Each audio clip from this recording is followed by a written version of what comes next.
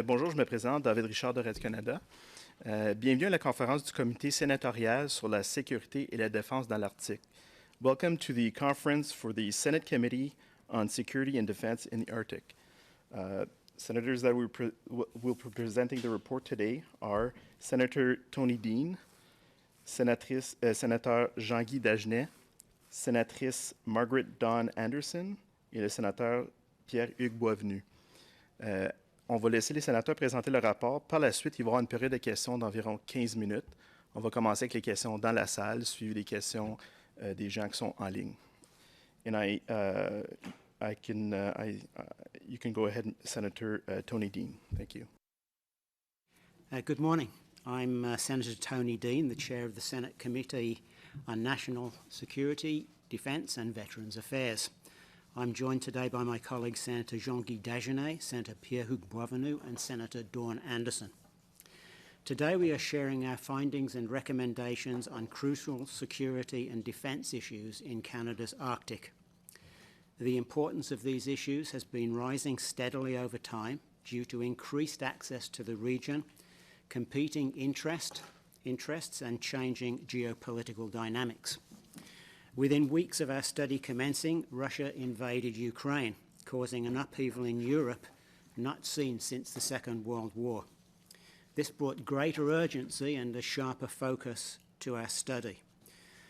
We have since seen Canada's armed forces working alongside counterparts in training over 35,000 Ukrainian recruits in the successful Operation Unifier program, and Canada is leading a multi-nation battle group in Latvia as part of NATO's operations there. Canada has also recently sent a third warship to the Indo-Pacific region. And at the same time, our soldiers were called to help fight wildfires in Alberta. Canada's armed forces are highly skilled, they're fiercely dedicated, but they remain below complement, under-resourced, and stretched to the limit. They deserve our support. During our visit to NORAD's headquarters in Colorado Springs, we also saw Canadian military commanders working seamlessly alongside their US counterparts in the world's only binational military command structure. In the past 10 years, Russia has reopened or rebuilt a number of Cold War-era military bases in the Arctic. More than 10 are operational. Nuclear-powered submarines are stationed there. Russia also has an arsenal of hypersonic missiles, which combine the maneuverability of cruise missiles with the range and speed of intercontinental ballistic missiles. There are serious questions about NORAD's capacity to monitor these threats and to thwart them. Tracking these weapons will require upgraded, space-based, satellite surveillance systems operating alongside new ground-based over-the-horizon radar systems. Our report emphasises the urgency of procuring and activating these new defensive systems. You will see this reflected in recommendations 12 and 20. Tensions have also increased between Canada and China. Relations between the two countries deteriorated following the arbitrary detention of Michael Kovrig and Michael Spavor, and they have not since recovered. The committee is concerned about China's interest in natural resources and strategic locations in the Arctic, as well as its increasingly close relationship with Russia. We have to keep an eye on this. China's Belt and Road infrastructure funding initiatives might eventually emerge as a competitor in the absence of an accelerated, homegrown Arctic investment strategy.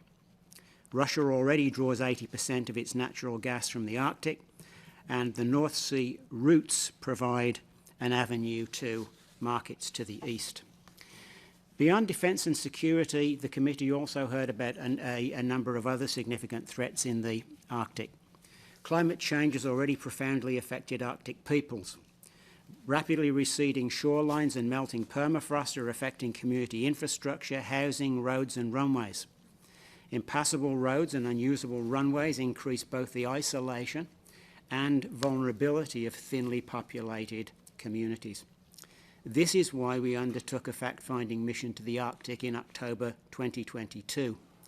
We wanted to see firsthand the challenges Northern residents face and speak to them where they live in order to represent their interests back here in Ottawa.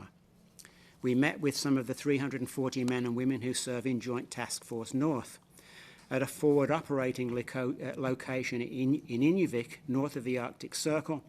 We saw the challenges facing our CF-18 pilots on takeoffs and landings due to short runways. Canada's Armed Forces personnel and their impressive commanders, together with Canadian Rangers and Coast Guard counterparts, show great dedication to their duty and ability to adapt to challenging circumstances. Challenges arising in part from a dearth of investment on the part of successive governments. The fact-finding mission allowed us to meet with and learn from Inuit leaders, some of whom were engaged in leading infrastructure development enterprises. The historic wrongs Canada has committed against Inuit peoples in the name of sovereignty, such as forced relocation, must be acknowledged.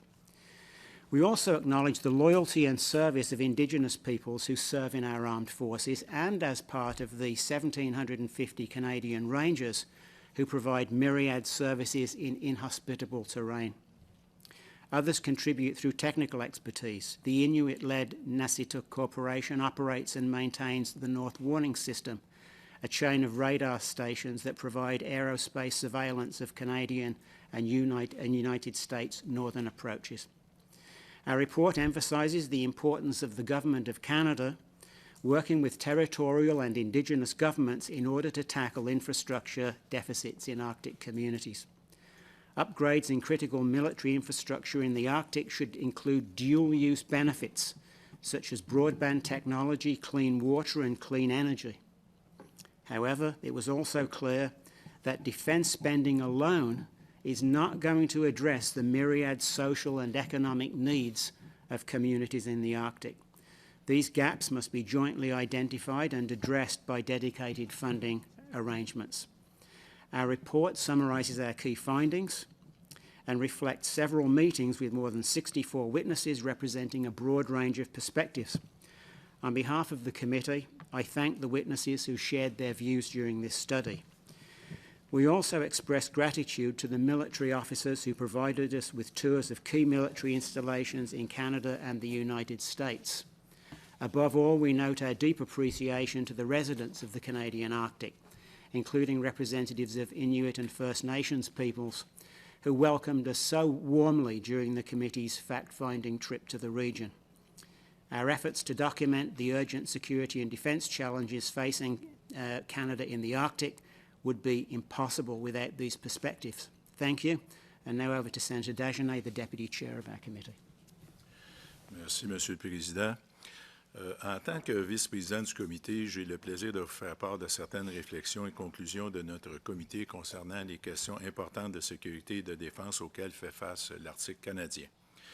L'importance de la question n'a cessé de croître au fil du temps en raison de facteurs tels que l'accès grandissant à la région, les intérêts concurrents qui s'y manifestent et l'évolution de la dynamique géopolitique en ce qui concerne l'Arctique. Toutefois, cette question n'avait pas fait l'objet d'une attention particulière depuis la guerre froide, lorsque l'Arctique était perçu comme un emplacement militaire stratégique. Notre étude a été réalisée dans un environnement géopolitique en constante évolution. Peu après le début de notre étude, la Russie a envahi l'Ukraine, ce qui a provoqué des bouleversements en Europe sans précédent depuis la Deuxième Guerre mondiale. Nous avons appris que cette invasion, malgré le coût humain et matériel élevé, n'a pas affaibli les capacités de la Russie dans l'Arctique. Au cours des 10 dernières années, la Russie a rouvert ou reconstruit dans l'Arctique un certain nombre de bases militaires qui datent de la guerre froide. Plus de 10 d'entre elles sont en opération. La Russie dispose également d'un arsenal de missiles hypersoniques qui allie la manœuvrabilité d'un missile de croisière avec la portée et la vitesse d'un missile balistique intercontinental. C'est une menace à laquelle le NORAD ne peut pas encore faire face. Les tensions sont également intensifiées entre le Canada et la Chine. Les relations entre les deux pays se sont détériorées à la suite de la mise en détention arbitraire des deux Michael et ne se sont pas rétablies depuis leur libération en 2021. Le comité s'inquiète de l'intérêt de la Chine pour les ressources naturelles et les emplacements stratégiques dans l'Arctique, ainsi que de sa relation de plus en plus étroite avec la Russie. La Chine a envoyé des ballons de surveillance à haute altitude et des bouées de surveillance dans les espaces aériens et maritimes du Canada, et elle cherche à accroître ses investissements dans des projets d'exploitation des ressources naturelles dans l'Arctique canadien. Le Canada commence lentement à réagir. L'acquisition proposée d'une société minière aurifère canadienne par une société chinoise a finalement été rejetée en raison de préoccupations concernant la sécurité nationale. Cependant, la Chine dispose de ressources financières importantes et la perspective de fonds chinois qui financent des projets d'infrastructure dont le Nord a grand besoin ne peut qu'attirer l'attention des leaders nordiques qui ont exprimé à maintes reprises leur frustration quant au manque d'investissement du Canada dans son propre pays. Le comité a aussi pris connaissance d'une série de menaces importantes qui pèsent sur l'Arctique même. Le changement climatique, en particulier, a déjà profondément affecté les populations de l'Arctique. Le recul rapide des côtes et le dégel du pergélisol ont un impact sur les infrastructures communautaires, notamment les logements, les routes, les pistes d'atterrissage. Des routes impraticables et des pistes d'atterrissage inutilisables rendent les communautés isolées, encore plus solitaires et vulnérables. L'infrastructure dont nous disposons ici dans le Sud est un luxe qui n'existe tout simplement pas dans le Nord. C'est pourquoi nous avons entrepris une mission d'études dans l'Arctique en octobre. Le sénateur Boisvenu faisait partie de cette mission d'études. Je vais laisser parler de son expérience tantôt. Mais avant cela, j'aimerais souligner une remarque importante faite par un représentant du ministère de la Défense nationale.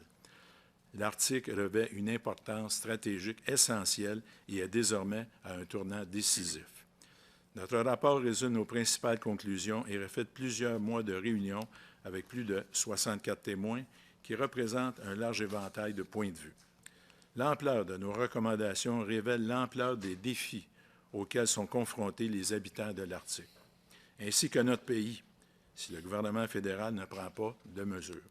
Nous espérons que ce rapport contribuera à accroître la volonté politique nécessaire pour aborder la question de la sécurité, de la défense dans l'Arctique avec toute l'urgence qu'exige la situation. Maintenant, je voudrais revenir sur mes remarques sur la Chine. Tout ça étant dit, je crois bon quand même d'ajouter que je suis de la même école de pensée que le secrétaire d'État américain Anthony Blinken, à l'effet qu'il ne faut jamais mettre de côté l'importance économique que représente ce pays pour bon nombre d'industries canadiennes. Merci. Je passe la parole au sénateur Boisvenu. Merci beaucoup, Jean-Guy, sénateur Dean, sénateur Anderson. Alors, je remercie aussi, je tiens à souligner la présence des médias, très importante pour nous, pour diffuser ce message-là aux Canadiens, aux Canadiennes, parce que les premiers concernés, je pense, ce sont eux. Je tiens d'abord à remercier le sénateur Dean pour son excellent leadership à mener à bien cette importante étude-là. Je pense que vous avez été un catalyseur très important pour arriver à un consensus là, intéressant. Je tiens également à souligner tout le travail de nos collègues qui ont démontré une très grande motivation à participer à tous les travaux de ce comité-là. Aujourd'hui, vous savez, j'aborderai particulièrement l'importance cruciale là, pour notre nation, la sécurité dans l'Arctique canadien.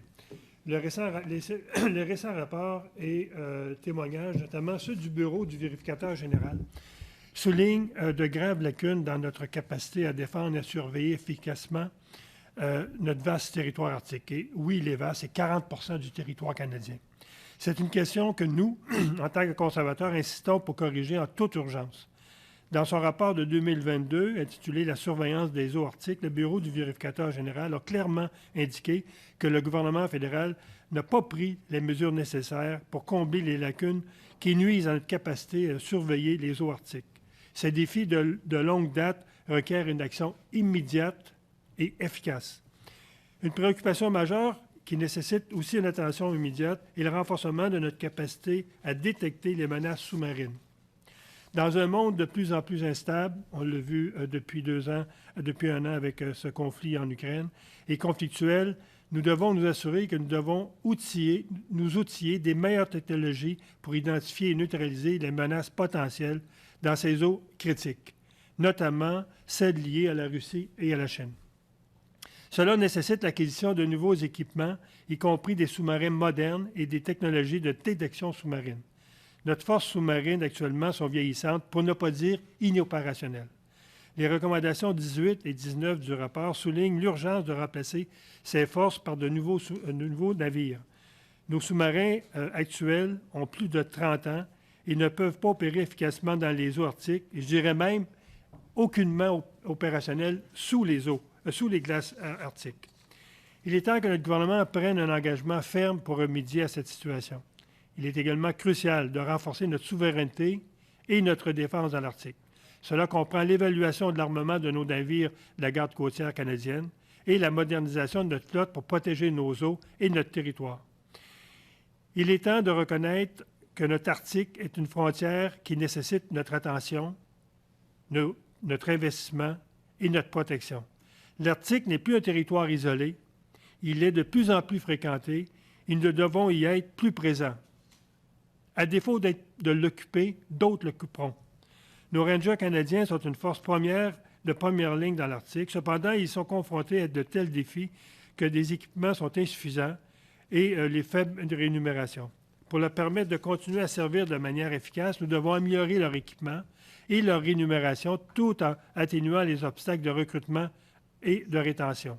Cette situation, pairée avec le manque de près de 15 000 militaires dans les forces armées canadiennes, est très préoccupante pour notre comité. En conclusion, Mesdames et Messieurs, l'environnement de sécurité mondiale devient de plus en plus conflictuel, dis-je, et nous ne pouvons plus nous permettre d'ignorer l'évolution du monde. Nous devons prendre au sérieux le manque de préparation du Canada et agir maintenant pour assurer la sécurité de notre Arctique. Il faut reprendre en main notre souveraineté, notre défense et notre responsabilité nationale. En tant que membre de ce comité depuis 8 ans et membre de la délégation parlementaire canadienne de l'OTAN depuis 7 ans, je demande donc au gouvernement de prendre en considération les recommandations de ce rapport et surtout, d'agir le plus rapidement possible. Merci. Alors, je passe la parole à la sénatrice Anderson. Thank you, Chair, colleagues, and the media. I had the distinct privilege of growing up in Tuktoyaktuk amidst the distant early warning site, which provided me with unique insights into the compilation of this report and our history with Arctic defense and security during the Cold War. The Duline site in Tuktoyaktuk was located within the community, although it fell under American jurisdiction and operated according to American time. It was an imposing, manned, and guarded structure that remained visible to the community for over 40 years. However, by the 1990s, these structures were dismantled and relocated. What stands in its place today is a mere shadow of the once prominent presence and activity along with Canada's commitment. In Tuk, there is now a small, climbable tower that is unmanned, unprotected, and easily overlooked. Given ongoing interest and activity in the Arctic, such as Russia's military actions in Ukraine, Canada's declaration as a near-Arctic state, and the geopolitical and international developments we are currently undergoing, we find ourselves in a volatile and turbulent period.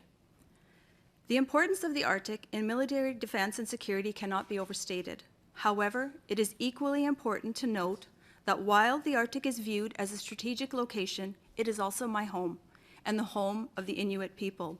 We live there. Thus, it is crucial to ensure that moving forward, decisions include the voices of those most affected.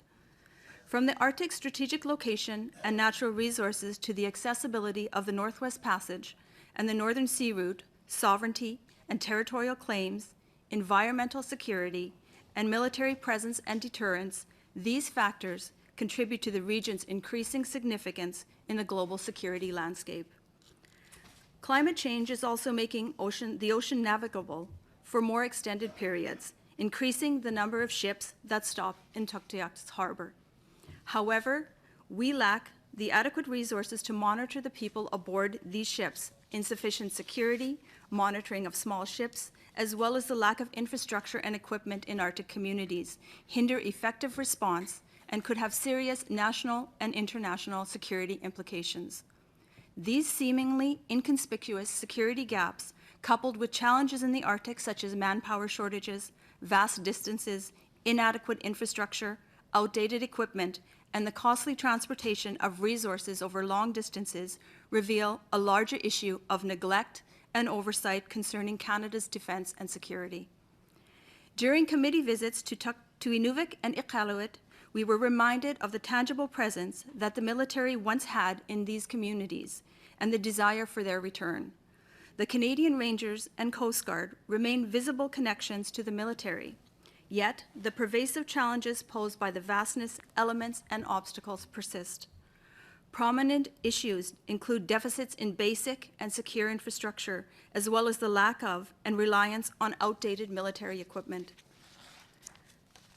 The challenges we face in the Arctic are not insurmountable. Canada has a significant role to play in collaboration with local, Indigenous, territorial, national, and international partners to advance and secure a military defence that aligns with the goals of detection, deterrence, and defence. Inaction and complacency puts our future at risk. We now open the floor for questions. Thank you. Merci, thank you. On passe à une période de questions de 15 minutes. On va commencer avec les journalistes en salle. Chaque journaliste doit une question et une question de suivi. Par la suite, on va passer aux questions des journalistes en ligne. Les journalistes en ligne, si vous pouvez lever votre main quand vous allez vouloir poser une question. So we're going to go to 15-minute question period. We'll start with the reporters here in the room. Every reporter has a question to follow up. Same thing online, but reporters online that want to ask a question, just raise your hand. So we start with George Enteres. Hello? Oh, I messed that up. Hello, thank you very much, Senators, for being here today and presenting this very important report. I guess my first question is, I mean, everything sort of leads into the need for improvement in infrastructure and dual-use infrastructure as well. And I'm just wondering how, I mean, do you suspect or think that given how much infrastructure is needed, that it's going to be a big economic driver for economic development and jobs? Let me start. Sorry, I didn't. Let me start on this one. Infrastructure loomed large for us on this trip. We heard about it a lot. We heard burgeoning expectations from Inuit and Indigenous leaders and people on the ground for significant new infrastructure. And I think the hope that the billions of dollars that are committed now for new surveillance technologies and other infrastructure upgrades would all have a collateral positive impact on community and economic infrastructure. We learned that actually that isn't likely to be the case, and I think that it's something that we have to be very honest about. We are not going to see more new fixed Canadian Forces bases in the Arctic. That we heard that loud and clear. The forces are moving to light and mobile mission-specific approaches to security and defence. There will be some infrastructure investments that are important. The Inuvik runway expansion, I think, will be considerable. That will have dual use, and we know that investments in broadband technology, cleaner energy and cleaner water will also have an impact. Broadband in particular because of its ability not just to bring new communications and better communications, but it will make available distance education and distance Medicare in the way that we don't have it right now. So our advice is pretty clear in this report. We think it's important for the government and working hand in hand with their partners in the Arctic to identify with some precision the investments that are going to have a positive collateral impact and those that are not, and to identify the gap that will be created in terms of expectations. And those economic and social infrastructure needs that are not going to be addressed by security and defence spending, and many of them will not be, will have to be funded through separate funding initiatives. And that's something that rang out very clearly to us, and as I said, I think we have to be very honest about that. Thank you, sir. Would you not say, though, that economic security is itself a linchpin in Arctic sovereignty? If there is poverty or lack of infrastructure and access, as has been mentioned, to roadways or communities, whether it's the infrastructure is built for military purposes or not, economic development, I would assume, is a part of Arctic security. So would you agree with that? And would you? Well, absolutely. To the extent that new roads and new transportation infrastructure is built, such as maybe new airstrips and the expansion of current infrastructure, that will definitely have an economic and social impact. A significant investment in broadband technology is going to have both a social and economic and educational and likely a healthcare impact, as well as obviously bringing in entertainment. But those things alone, we've learned, are not going to meet the burgeoning expectations of communities. They will not address housing needs. They will not address food insecurity. There are a number of things that they will not address, and what we're saying here is we've got to be honest about that and impress upon the government the importance of putting in parallel strategies and investments to deal with those areas that will not be improved or will not benefit from this massive security and defence infrastructure spent. Ce qu'on pourrait ajouter, et je vais faire référence à une autre étude qui a été menée par le Comité communication et transport il y a plusieurs années. L'utilisation du mazout dans les communautés autochtones nordiques. Vous savez que les petites communautés autochtones, principalement, leur source d'énergie, c'est le mazout. Les génératrices qui servent à alimenter les écoles, alimenter les maisons, sont à base de mazout. Ces communautés-là ont une capacité, pourraient avoir une capacité importante d'utilisation de gaz naturel qui est beaucoup moins néfaste sur la santé des enfants, sur la santé de la population. Et même l'utilisation de ces richesses-là pourrait être un impact économique très important pour les communautés. Moi, le constat que j'ai fait dans la visite de certaines communautés nordiques, je dirais, je vais prendre un mot, puis je ne veux pas choquer personne. C'est un peu notre tiers-monde. Il y a une grande pauvreté, un grand délabrement des habitations. Et ces gens-là, dans le fond, ce qu'ils veulent, c'est plus d'autonomie à se gérer, à gérer leurs ressources, plutôt qu'avoir constamment une ligne directrice d'Ottawa et d'avoir une approche très paternaliste dans la gestion de leur devenir. Ça a été des discussions qu'on a eues, surtout avec le monde politique dans ce milieu-là. Et moi, ce que je dis, on manque peut-être une belle occasion de redonner à ces communautés-là une plus grande autonomie dans la gestion de leurs ressources, qui aurait un impact sur la santé, qui aurait un impact sur leur richesse collective, puis qui aurait un impact sur la qualité de vie de ces gens-là. Donc moi, je pense qu'il faut qu'Ottawa commence à penser que ces territoires-là peuvent se gérer, peuvent bien se gérer, et que la qualité de vie serait meilleure pour ces gens-là.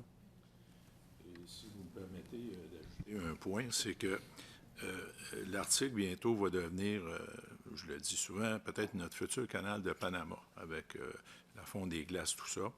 On parle de la défense de l'Arctique. Bon, dans un premier temps, ayant siégé plus d'une dizaine d'années au Comité de la défense, je me pose encore la question sur l'achat des fameux F-35. De toute façon, la piste d'atterrissage actuellement ne permet pas l'atterrissage des F-35 quand on parle de sécurité. Un autre point aussi qu'on a abordé, peut-être les gens n'y avaient pas pensé, mais étant devenu un territoire convoité et que ça va être plus facile d'y accéder, ça va attirer inévitablement les bateaux de croisière.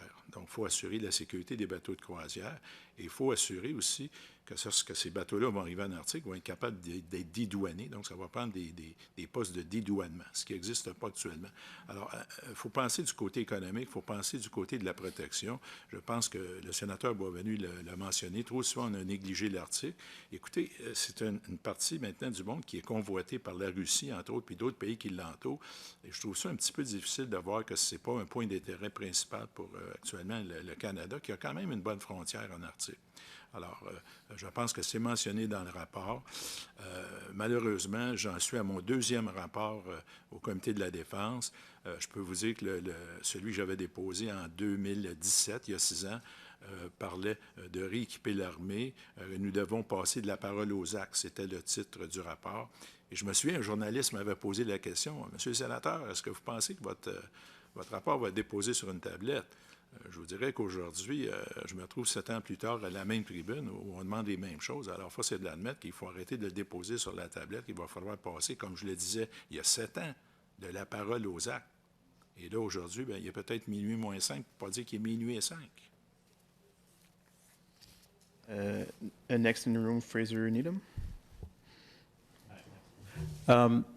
You sort of outlined it a bit in your presentation, but could you tell me a little bit about what you heard from the local Indigenous people that you talked to as part of doing your report? Let me briefly start. We met with both regular people on the ground. We met with very impressive Indigenous leaders and Inuit leaders, some who were working for and leading and managing infrastructure companies. They want first and foremost to be heard. They want Ottawa to be listening to them. They want to be engaged fully in decision making in the things that affect them, whether that's about infrastructure spend or other spending. They are resilient.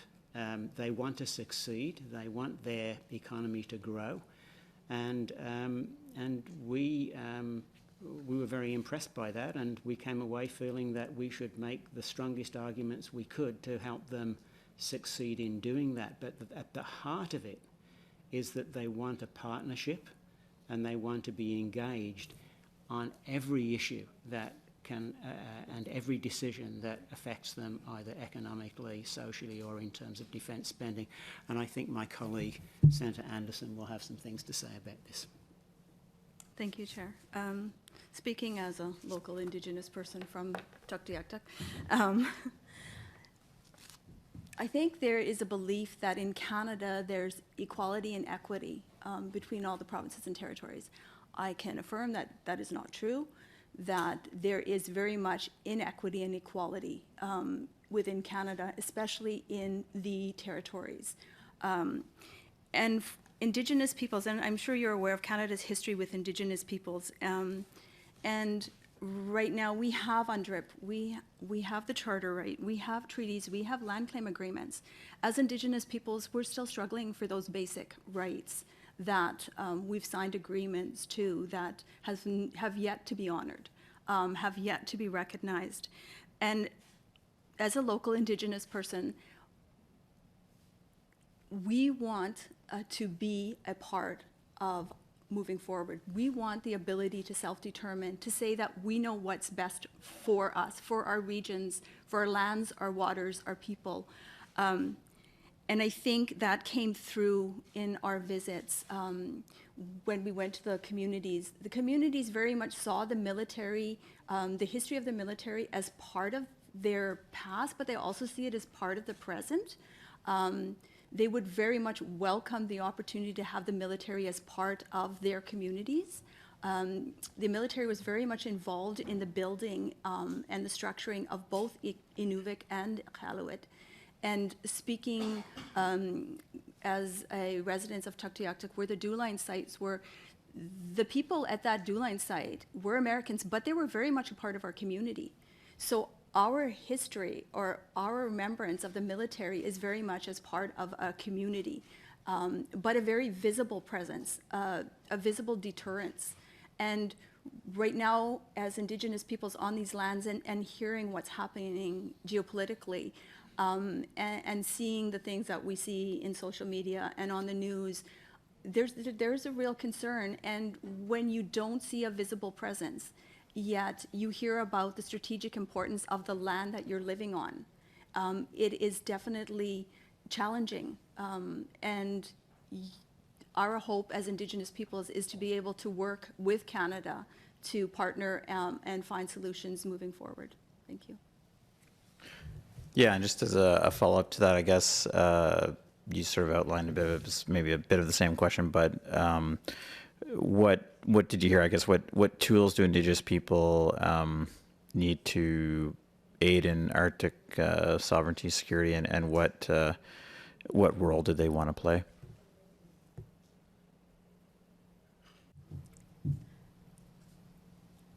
Okay. I believe that Indigenous peoples have structures, we have governance, we have capabilities, and we have the rights, we have the knowledge of the land. And can you just repeat your question again, please, just so I make sure I target the point? Yeah, it was actually two questions, sorry. But yeah, what tools do Indigenous people need to, I guess, contribute to Arctic sovereignty, and also what role should they play, or how can they help in increasing Arctic sovereignty, I guess? Okay. The tools that we need within Canada and within the layers between the territorial federal government and negotiations moving forward, regulatory rules, legislative rules that actually hinder and impede our ability to act on our own behalf is very problematic. There needs to be some negotiation on what that looks like, how that looks. And between the, I guess, the Canadians' goals for Canada sometimes does not align with the goals in the Arctic. Right now in the Arctic, our temperatures are warming at 3 to 4 times. My community is one of the most greatly affected by climate change. We lose a meter of land every summer. We have had houses relocated. Our graveyard is about 3 blocks from where it is eroding. We are looking at the relocation of infrastructure. We have parts of the community that are closed off to building. There needs to be more collaboration and more partnering and more authority given to Indigenous governments to move forward and advance with strategies that they know will work in their communities. And right now, they are hindered by regulations, rules, and legislature. And in regards to the role they want to play, they want to be an active participant. They want to be heard. They want to know that they want Canada to know they're stewards of this land. They look after this land. This is our land. We've lived on this land since time immemorial. Our goal is to keep this land. It's for our children. It's for our children's children. That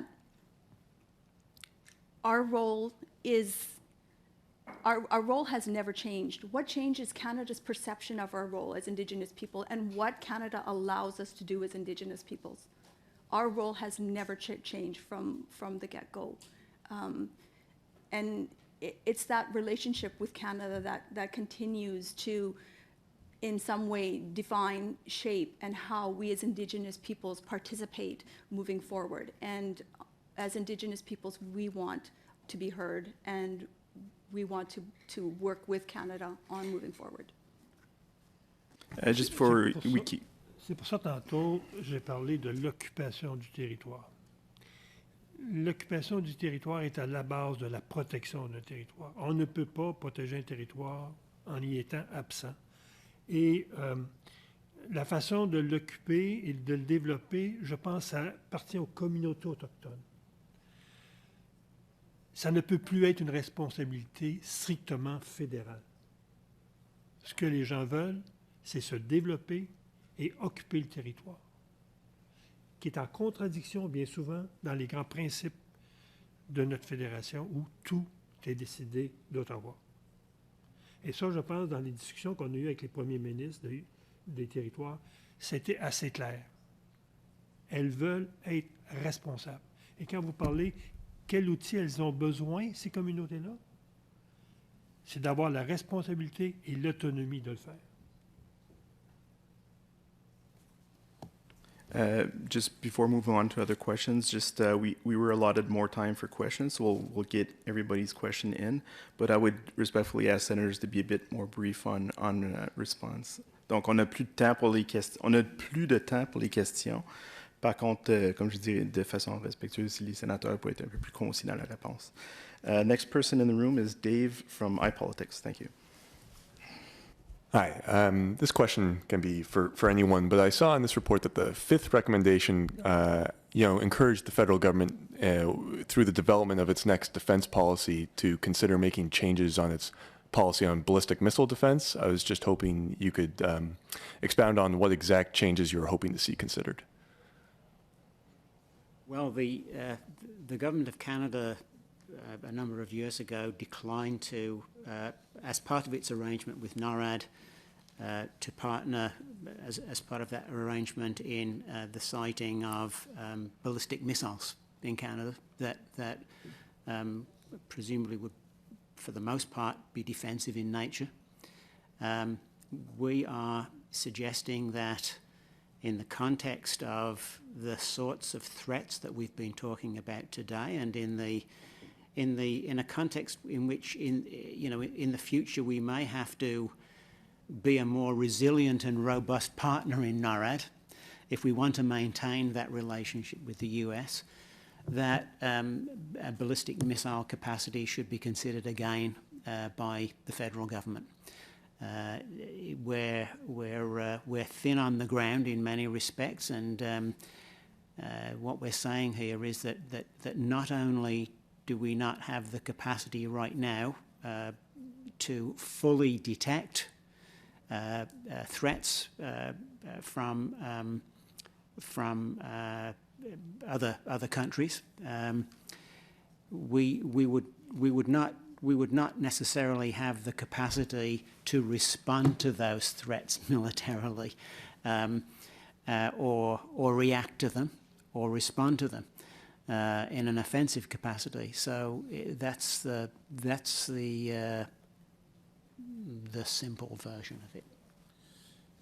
Si je peux me permettre d'ajouter, on parle, appelons ça l'incident des ballons chinois. Le premier qui a été détecté au-dessus des États-Unis parce qu'il a eu le temps de passer au-dessus de l'Alaska et du Canada et on ne l'avait pas détecté. Et le deuxième qui s'est retrouvé au-dessus de l'Arctique, c'est un avion de chasse américain qui l'a abattu. Alors, parce que nos avions, premièrement, on n'en a pas tellement, puis nos vieux F-18 ont de la difficulté. Alors, je pense qu'en quelque part, il ne faut pas oublier une chose.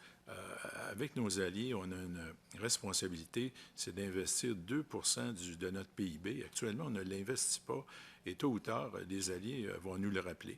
Alors, je pense que on voit ce qui se passe en Ukraine, on voit ce qui se passe avec l'OTAN, tout ça. Mais vous savez, nos voisins américains nous ont déjà mentionné qu'il serait grandement temps qu'on atteigne le 2 % du PIB. Actuellement, ils font le travail à notre place. Et ça, je pense que c'est inacceptable. Thank you. My second question was just, in this report's conclusion, it puts it quite simply that the government must address issues regarding Arctic security and defense in a timely way. And I'm just wondering what, if any, evidence any of you have seen from the current government that they share your concerns and that this is a priority.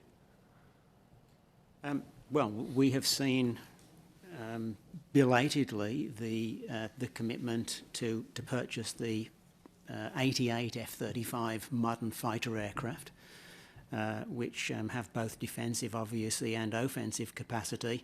These are among the early wins we will see, if I can put it that way. The first of 4 of those will be delivered by 2026, another 6 the following year, and 6 more in 2028. So that's a great start.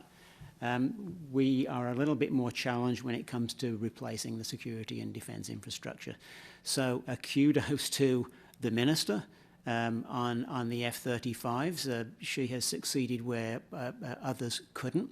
And we have also seen the fiscal commitment to the replacement of the outdated surveillance, ground-based and satellite-based surveillance systems. That will be longer in coming, and there's a bit of a gap possibility. This is the thing that was alluded to by one of my colleagues earlier. The Auditor General, in a report last year, plotted those gaps, and in the worst case scenario, there might be a 6 or 7 year gap between the point at which existing surveillance capacity begins to degrade and its replacement infrastructure is ready. That's a pretty serious gap we're talking about. And we're very much saying here that every effort possible should be made to close that gap. Next. Si vous me permettez, on parle des F-35. Lorsque je suis arrivé au Sénat en 2012, on parlait de l'achat des F-35. Le gouvernement antérieur. Par la suite, le gouvernement actuel a mis ça sur pause et là, évidemment, on va accéder à l'achat des F-35 qui pourrait être délivré en 2028. Mais j'étais là quand ils ont inauguré le fameux bateau Astérix, le navire de ravitaillement. Mais il faut parler aussi de nos frégates, il faut parler de nos sous-marins, il faut parler aussi de l'équipement des militaires.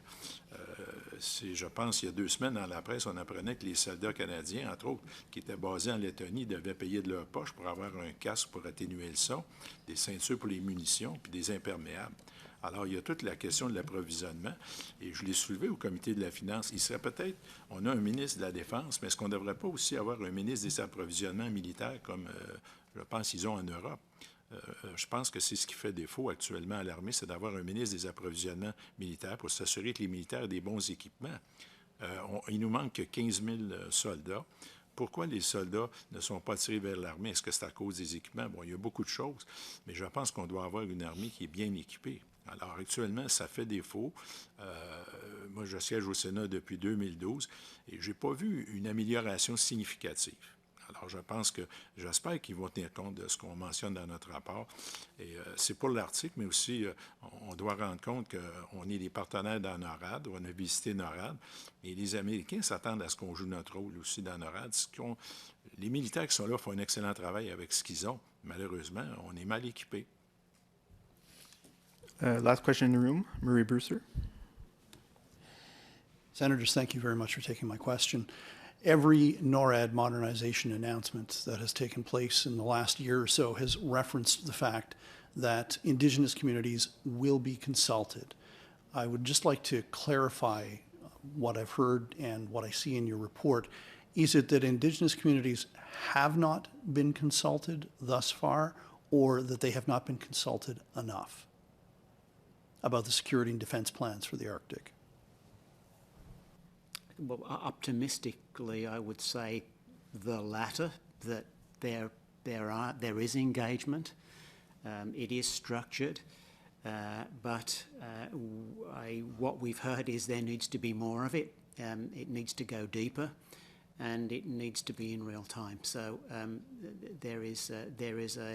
we have heard a clear expectation that there is a nothing about us without us aspect to this, if I can put it that way. Senator Anderson.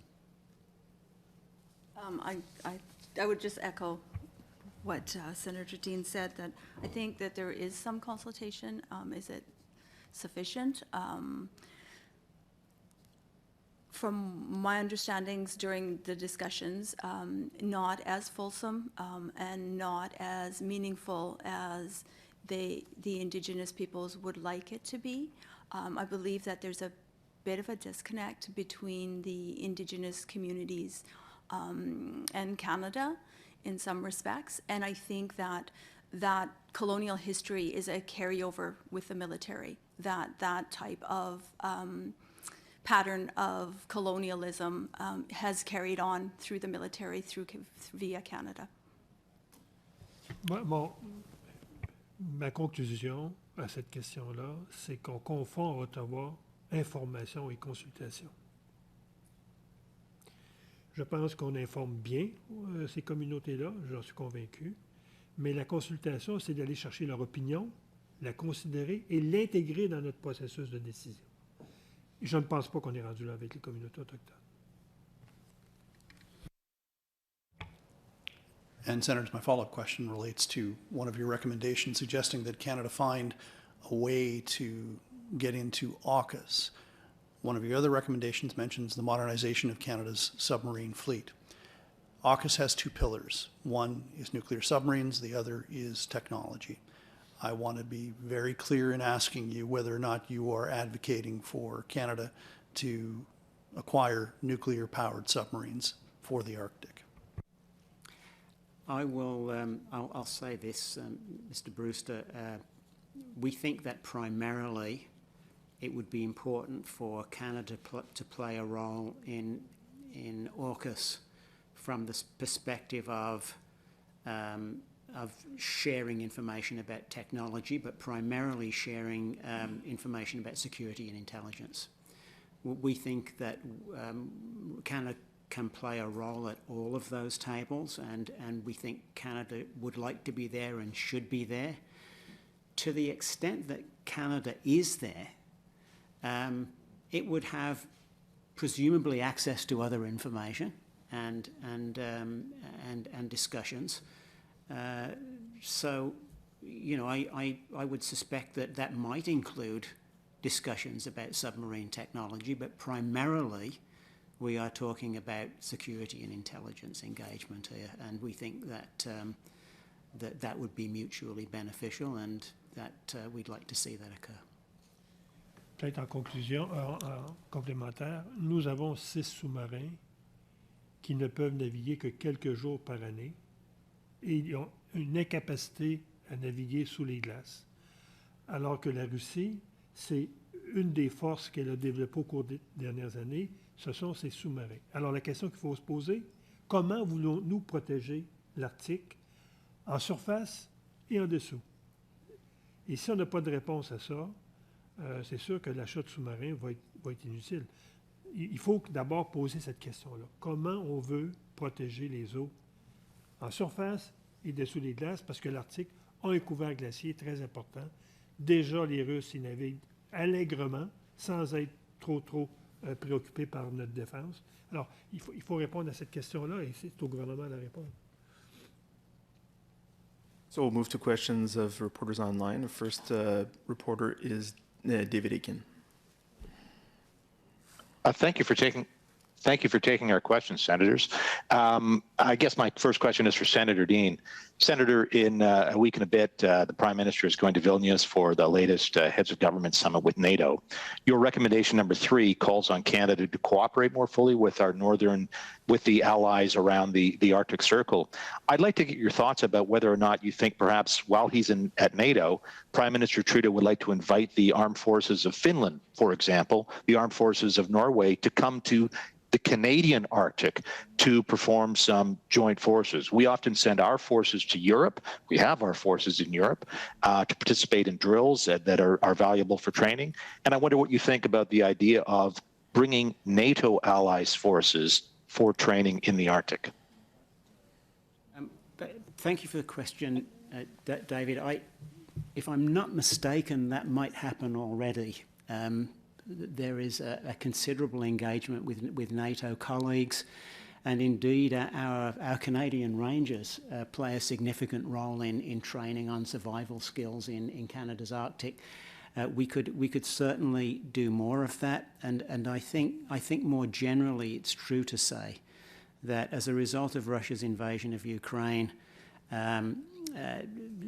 we've moved from a situation where we were sort of looking after our own parts of the Arctic. Our interests now have become more conjoined as both Canada's Arctic and the European Arctic are engaging head-on with significant military threats and geopolitical threats. So The answer is yes, and should there be more of it? Absolutely, but Canada plays a significant role in joint exercises and training, as it is doing, as I mentioned earlier, in Latvia right now, and in the context of the Unifier training program. Thank you. The next question I have is for Senator Anderson, but other senators may wish to comment on this. Senator, I had the good fortune of the 10 years during Prime Minister Harper's tenure of participating in many of his week-long summer trips through the Arctic. And so I've been to Tuk, I've been to Inuvik, and there's no substitute when the national press or the Prime Minister, it seems to me, is on the ground. That's indeed, I'm sure, why senators wanted to go up and visit many communities.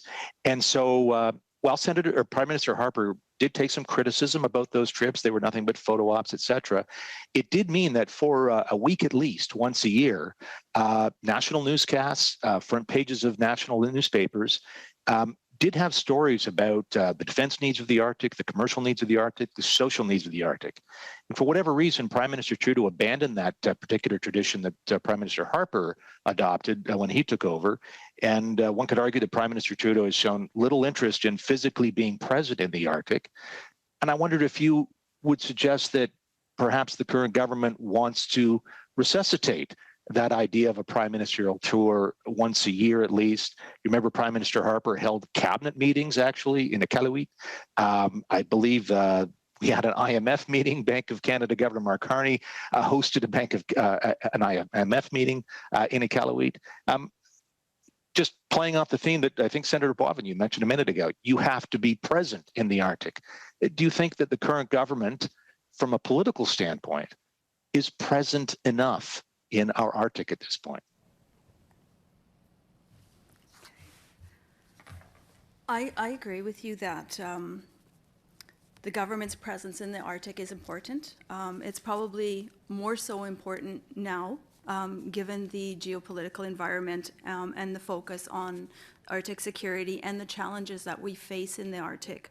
I agree that it would be beneficial, not just for the Arctic, but for Canada to resuscitate, if you will, the trips to the Arctic. I agree that being on the ground, there is no other experience that shapes and informs as much as the lived experience.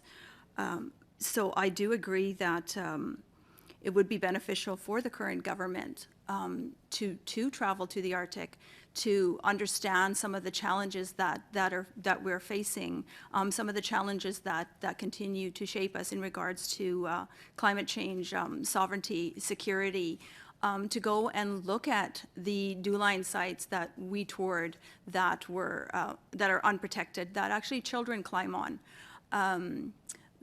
It is quite alarming to see the disparity in the Arctic compared to Ottawa. And I do speak about it as a senator, that the disparity I see when I go home compared to what I experience when I'm in Ottawa for Senate is quite a drastic difference. Thank you. Thank you. On ne peut pas comprendre l'Arctique si on ne s'y rend pas. Moi, personnellement, d'avoir visité l'Arctique à 2 ou 3 reprises, c'était une école de formation. Et si on veut occuper le territoire, comme je le dis, elle doit commencer par nos plus grands leaders, notre premier ministre. Si nos dirigeants veulent intervenir en Arctique, comprendre l'Arctique, on ne peut pas le faire sans s'y rendre.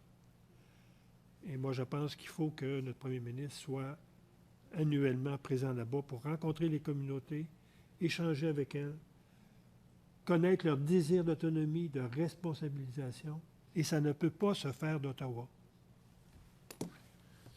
Before we move on, I'll just ask reporters now to be a bit more brief in their questions. Next up is Stephen Chase. Hi, good morning, and thanks very much for taking our questions. Can you hear me okay? Yes.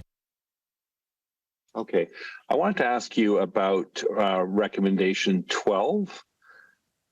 You have outlined in the report some of the shortcomings of Canada's presence in the Arctic and effectively the lack of presence, but I found this recommendation seemed a bit tentative. You are simply asking the government to prepare an accounting of our presence and size in the Arctic in the next year. Why did you not go further and make any recommendations regarding an increase in Canada's size or presence, et cetera, in the Arctic? Well, I think that the process starts with some benchmarking, and I think we're asking here the government, we've done our reckoning, we're asking the government to do its reckoning and to assess what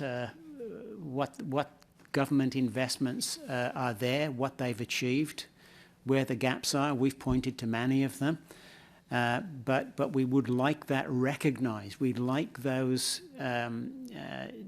gaps and necessary requirements recognised in formal government documentation. We think that's an important step. We obviously don't think that is happening already, and that seems to be a foundational step in moving forwards. Okay, and just a quick follow-up question regarding the ballistic missile defense. I heard your answer earlier on that, but I wanted to be clear. Is it your opinion that we should be participating in ballistic missile defense? I think that this is an appropriate time to revisit the question. What I think about that isn't important. It's for the government to determine based on discussions and advice from its allies and from senior defence commanders. But it is one of the many learnings of this experience has been what we actually have and don't have on the ground in terms of security and defence infrastructure. And in terms of the theatre that we operate in terms of the nations who alongside us and to the north of us, we are alone in that. And we're simply asking the question is, should we continue to be alone in that? Next up, we have Sarah Ritchie. Hello, thanks for taking my question. I'd like to ask you as well about recommendation 12, and just to be a little bit perhaps more blunt than my colleague, I heard the Chief of the Defence Staff talking to you guys about this and saying that Canada's armed forces has no intention of having those permanent bases or more permanent bases in the north. Is that appropriate in your, did your study, I guess in the course of your study, did you conclude that that was an acceptable way to go forward? Well, first of all, it was an important learning. We're at a point here where the government and its military colleagues need to make some important decisions about security and defence in our Arctic. We're hearing that the traditional approach of building more fixed bases is not considered to be optimal in today's security and defence environment, and we have seen some dramatic changes in the way that defence and security and indeed warfare is being conducted in the Ukraine theatre. Where I will speak for myself in saying that I could understand the notion of moving away from fixed facilities in a context in which there are a broad range of needs that move from dealing with environmental challenges to security and defence challenges, and that a fit-for-purpose approach with the right people with the right skills to deal with the right challenges and operations are there. They're mobile, they can be shifted quickly to where the need is, and we're not just dealing with 2 or 3 or 4 fixed bases. And so I personally saw the rationale in that. My colleagues may feel differently, but definitely we will see new investments in existing forward operating locations, and particularly in Nunavik. We've heard about the runway. We're going to need new hangars for the F-35s. We're going to need refueling capacity for the F-35s. So we're not hearing that there will not be new infrastructure. I think we're hearing that there will not be traditional infrastructure in the context of multi-purpose military bases. Si je peux me permettre d'ajouter, c'est que sans avoir de nouvelles bases, on peut avoir des meilleurs équipements pour assurer la souveraineté de l'Arctique. À titre d'exemple, le F-18 ne permet pas de couvrir un grand périmètre en Arctique. Le F-35 va peut-être le permettre, mais pour avoir été il y a 3 semaines à l'exposition de Kansec à l'aéroport d'Ottawa, j'ai rencontré des représentants de l'armée américaine qui vont obtenir des avions à décollage vertical et qui vont pouvoir assurer une surveillance d'un plus grand périmètre. Donc, ceci étant dit, il serait peut-être grandement temps que l'armée s'intéresse à ce mode d'avion-là qui peut décollage vertical, donc qui ne permet pas des grandes pistes d'atterrissage et qui assure un plus grand périmètre pour assurer la sécurité et la souveraineté de l'Arctique. Donc, peut-être que, contrairement à ce que dit le général, on n'a peut-être pas besoin de nouvelles bases, mais on a sûrement besoin d'équipements qui vont pouvoir couvrir un plus grand périmètre de sécurité. Et j'étais impressionné par les militaires américains qui m'ont expliqué que l'avion à décollage vertical pourrait assurer un plus grand périmètre de sécurité. Et bien entendu, on n'est pas obligé de construire de longues pistes d'atterrissage. Alors, je pense que c'est une façon de faire et j'imagine que le gouvernement et l'armée canadienne vont s'intéresser. De toute façon, l'avion va être en service, je pense, chez les Américains, peut-être en 2030, le premier avion, et ça permet d'assurer la souveraineté de l'Arctique. Peut-être pour compléter ce que le sénateur Dean disait, c'est évident que la construction d'infrastructures dans le Nord, c'est des coûts énormes, énormes. Et plus on met nos ressources dans des infrastructures pesantes, moins souvent on en a pour les opérer. Donc, ce que les gens nous ont dit, c'est d'optimiser ce qu'on a actuellement, parce qu'on a quand même des équipements là-bas qui pourraient être beaucoup plus performants si on pourrait les optimiser. Et ensuite, comme le dit le sénateur Dean, il faut se donner une approche de mobilité plutôt qu'une approche stagnante où on a des équipements. Ça va être tout le défi du Nord. Et comme le disait mon collègue sénateur Dagenais, il y a maintenant des appareils qui nous permettent d'avoir un plus grand rayon d'action à des coûts moindres, qui ne nécessitent pas des infrastructures coûteuses. Et je pense que de cette façon-là, on pourra mieux protéger le Nord.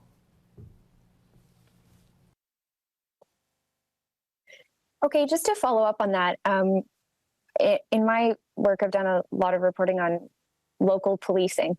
And I think when you're talking about the recommendations here about, supporting the well-being of security and defense forces in the Arctic, and also knowing that the CAF does not have plans to build permanent bases and to have people stationed there permanently, I'm wondering, is there a gap in terms of being able to, yes, the military is going to be able to move in when needed according to this plan, but does there need to be more of a focus from Canada, from Ottawa, from the CAF, to actually build community and build community that actually cares about being in the North?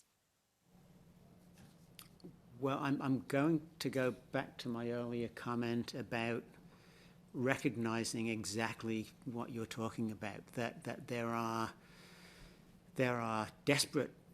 a desperate need for housing. There is a desperate need to respond to a melting permafrost, to education needs, to health needs. Those are not going to be addressed by building more military bases in the Arctic. They have to be addressed through dedicated social and economic development spending. And we've been very clear here in this report. We emphasise it in a number of places that there should be, everybody needs to understand what these new security and defence investments mean, and where there will be collateral benefits for social and economic development and where there will not be. And it's something that we've emphasised a lot because there are burgeoning expectations in the Arctic about what might result from these billions of dollars in spending. So we're emphasising to the government that it needs to be as clear about this as we've tried to be in the report. Absolutely, there's a need, a desperate need, for social and economic development and infrastructure development, social infrastructure development. But that some of that, and we've talked about broadband, we've talked about clean water, we've talked about clean energy. That's a kind of a triad of infrastructure that has likely mutual benefits.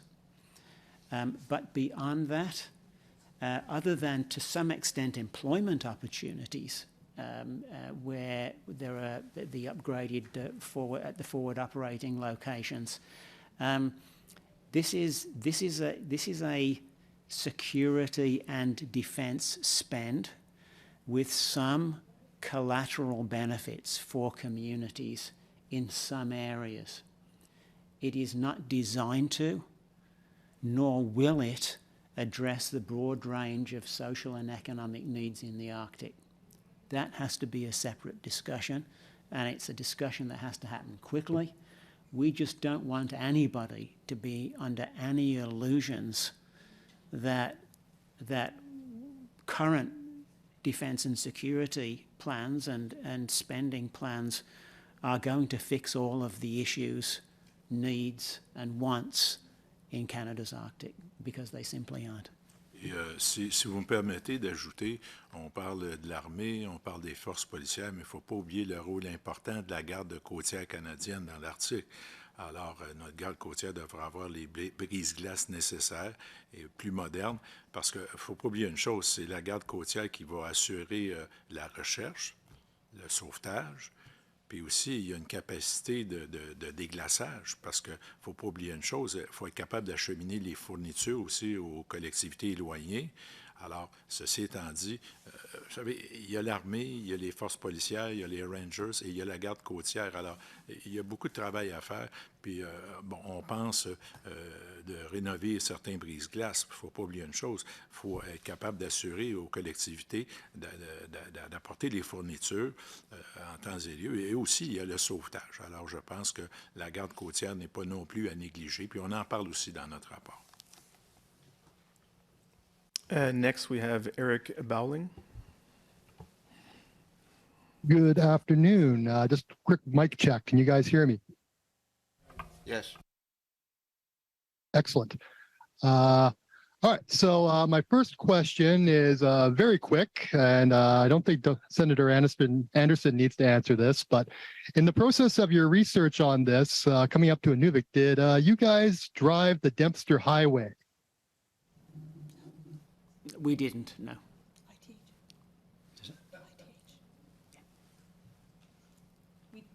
Did not? No, we did not drive the Dempster. We did drive the ITH. And unfortunately, because of COVID, there was some restrictions on our contacts when we arrived in Tuktoyaktuk. Okay, fair enough. So yeah, we're talking about here with trying to develop infrastructure and work past some of the social issues that are up here and so forth. We're talking billions upon billions upon billions of dollars for every, we've been told by an architect that whatever you want to build up here, you take what the cost of it down south, multiply it by 10, and you'll have your minimum cost. So, you know, we're talking a lot about like convincing Ottawa that this is important, or convincing the federal government that this is important in the other house. But in reality, the other house is full of MLAs who have to go back to their constituents and justify all this spending to keep their jobs. So how do we convince voters, that the North, which has, I think, less than 100,000 people across it, I might not be entirely accurate there, but how do we convince voters that this is important and that it has to be a priority? Because we are talking, a huge amount of investment over the next few decades to get ourselves up to square zero, basically. Thank you. Thank you for the question. I'm going to take a stab at this. I think we need to recognize that Arctic security is a national issue. It's not just a national issue, it's an international issue. It has a role to play in our geopolitical environment that we're currently in. And as a Northerner, I have heard far too often the validation of our lack of services based on our population, our lack of representation based on our population. As a senator for the Northwest Territories that represents 33 communities and the whole of the Northwest Territories, when you have a province that has 12 to 24 people representing them, you're underrepresented. The equity and equality that we strive for, that we do not have, is based a lot on the justification of the population. The Arctic becomes important when it's important for national and international interest. It's not important when it comes to regional and local interests, and that's problematic. And I think that once Canada understands the importance, the Arctic is part of Canada. We are seen as a representative for sovereignty. The importance of us as in the Arctic and living in the Arctic is underplayed when it is not seen as important for national interest. It does become important when we're seen for national and international interest, and those discussions need to be had up front and be made very clear. Thank you. We owe a great debt to Inuit and Indigenous peoples, not least of which because they played a very significant role in establishing, and they continue to play a significant role in maintaining Canada's sovereignty in the Arctic. The space that separates us from Russia. As I mentioned earlier, that involved some pretty brutal forced relocations at certain periods in time. As we owe to every Canadian, everybody living in Canada, we owe the ability to have access to clean water, to reliable energy, to decent food, to social security and physical security. I haven't heard that contested by any of our witnesses or that we've spoken to. We owe a great deal of debt of gratitude to Arctic peoples, and this is nothing more than any other Canadian would expect. And this is something that needs to be done, should have been done earlier, but we need to close those gaps, and we need to close them urgently. Dernier journaliste, c'est Emilia Fournier.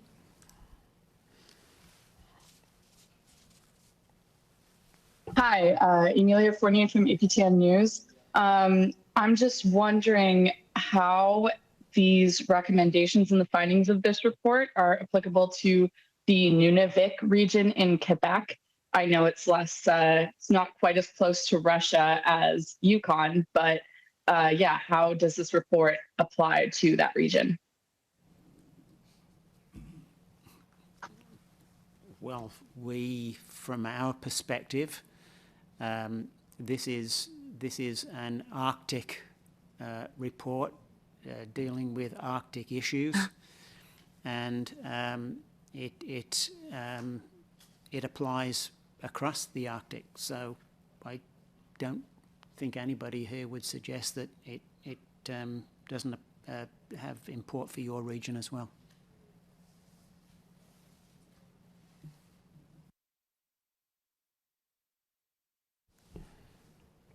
Amelia, do you have a follow-up? I'm sorry, my audio cut out after that. I didn't hear, but we are recording it, so I don't have a follow-up question. I can't quite hear. Okay, that concludes the conference. Thank you, senators, for extending the time period for questions. Merci aux sénateurs d'avoir répondu également dans les deux langues. Merci. For coming. Merci.